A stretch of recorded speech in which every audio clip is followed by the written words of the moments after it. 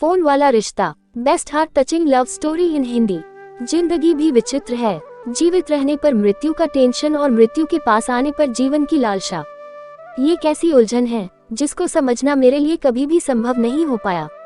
अब जहां एक और सौम्या से हमेशा हमेशा के लिए बिछड़ने का सदमा झेलने की स्थिति बन रही थी, तो दूसरी ओर करियर भी बीच अधर में लटका दिख रहा था।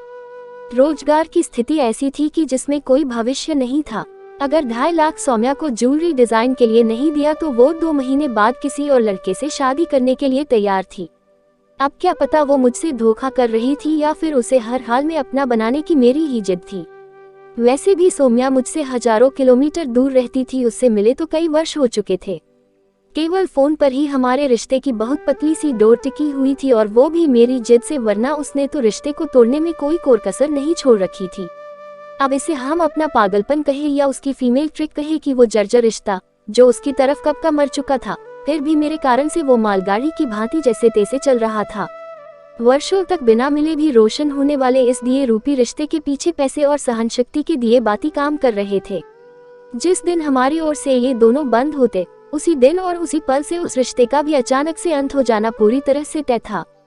हर हाल में उसे अपनी पत्नी बनाने की जिद के कारण मैं हर संभव प्रयास अब तक करता आ रहा था।